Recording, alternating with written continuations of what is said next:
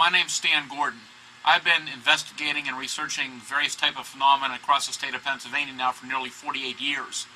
And during that time, I've investigated thousands of strange, unusual happenings, ranging from UFO sightings, Bigfoot sightings, sightings of other strange creatures, and a whole gamut of all type of unusual phenomena reported by the citizens across Pennsylvania. But one of the most interesting cases that Pennsylvania has among its paranormal history is the Kecksburg UFO incident. And many people across the country are aware of Roswell, the event that happened in New Mexico, but many people aren't aware that something very similar and a very strange account happened here in Pennsylvania back in December 9th of 1965. And I was 16 years old when that incident occurred. I remember that night very clearly as I was tuning around the radio dial and listening to KDK radio in Pittsburgh, and there was a lot of talk about the incident, the people reporting seeing this object coming across the Pittsburgh skies, and the event became very, very interesting as more information came in during the night. And so it's an event that I have been investigating and pursuing ever since.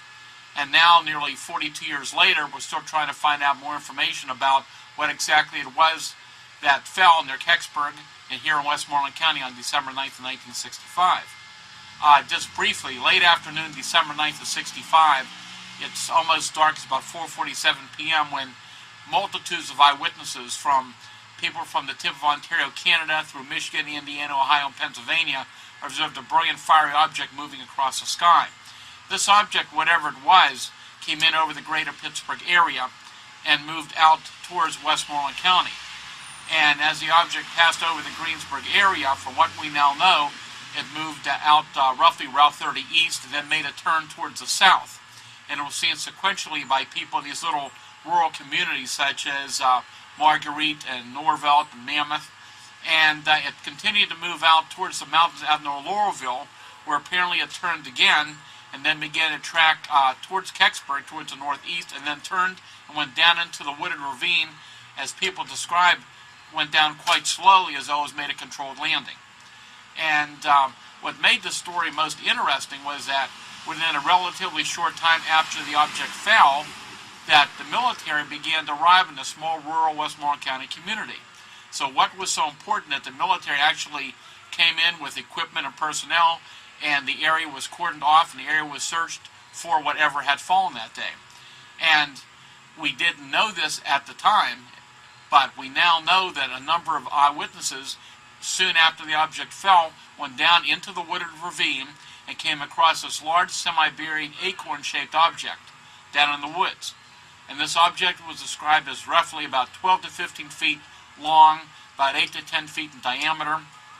It was semi-buried in the ground. It was described as a large, solid, metallic, acorn-shaped object, kind of an unusual off-gold metallic color, bronze gold color. And at the bottom, the raised-up area, like the acorn would have in the back, there were these unusual raised markings that some witnesses said looked somewhat similar to ancient Egyptian hieroglyphics. Now, we do know that there are witnesses who did get down to the woods and saw it soon after the object fell. But, of course, the official explanation the next day was that there was a search of the woods, but nothing had been found, and people had mistaken they had only seen a bright object in the sky, which was they considered to be a bright meteor. And officially, that's how the case stands today. One of the interesting aspects of the Kecksburg UFO incident is the fact that there were so many people who responded to that area after hearing the news accounts that something had fallen from the sky that day into the wooded ravine outside of Kecksburg. And not only were there a lot of civilians, hundreds of people that came into that rural community late that afternoon, early evening, but also reporters from a lot of the major radio stations, TV stations around Pittsburgh, news reporters were on the scene as well. And they, as well as civilians, reported the fact that there was indeed military personnel on the scene. The question is, what was so important that the military responded the way they did?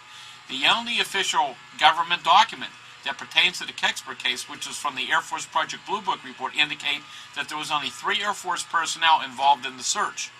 Yet there are multitudes of witnesses who saw multiple military personnel, what appear to be Army personnel, Air Force personnel on the scene that day, including their vehicles.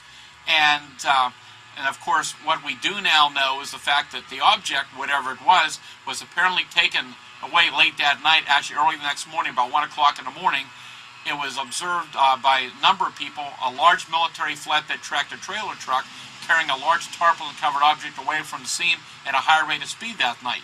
We now know from other sources that that object apparently was taken to Lockport Air Force Base near Columbus, Ohio. It was there for a short stayover during that early morning of December the 10th, then went over to Wright-Patterson Air Force Base, which other resources have told us about as well. So the question is, after so many years, what is so secret about that object that fell near Xvid, PA in 1965 that the government won't come clean and show us or tell us exactly what it was?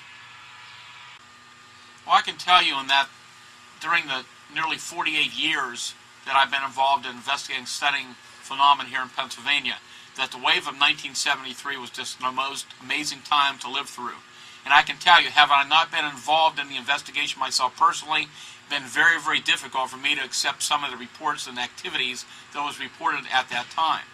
But back in 1973, as some of the researchers recall, there was a major wave of UFO sightings which happened, basically peaked around the fall of 1973 across the United States. But here in Pennsylvania, UFO sightings were very active from the first day of that year, and it continued all year long. There were hundreds of reports of strange objects in the sky.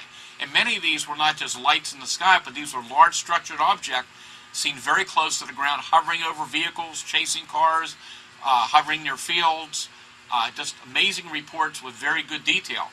But it wasn't just the UFO activity which was so amazing that year, but it was later in the summer of 1973 when we had this massive outbreak of Bigfoot sightings reported from a number of communities here in southwest Pennsylvania. And down in the Pennsylvania Dutch country, around the same time, the Pennsylvania Dutch farmers reporting similar observation of these large hairy creatures carrying their ducks off from that area as well. But quite often when people hear about a Bigfoot sighting in a certain community around the country, it makes a lot of news. But this was something that went on not just once or twice, but this was going on for days and weeks and months here in southwestern Pennsylvania. And so many of these cases were in broad daylight, where people were encountering this large, hairy, man-like, generally man-like creatures, sometimes smaller ones as well, sometimes more than one creature, at very close range. And as we got into the investigation, and as we have our teams out, we're responding to these cases 24 hours a day, and we get out to these sites, and quite often there's physical evidence. We can see the animal reactions to the closest of the creatures, very odd animal disturbances being reported, and we begin to see different patterns starting to emerge with these visitation of these creatures. And so initially, as we're investigating, we're initially thinking these are some type of unknown zoological animal. But as time goes on and more reports begin to come in from the public from widespread areas, some very unusual reports began to emerge. And then we had a small number of very well documented cases where both the UFO and the Bigfoot were seen at the same time and place. Now, what, if any, direct connection exists between the two phenomena, we don't know. But we find that highly interesting.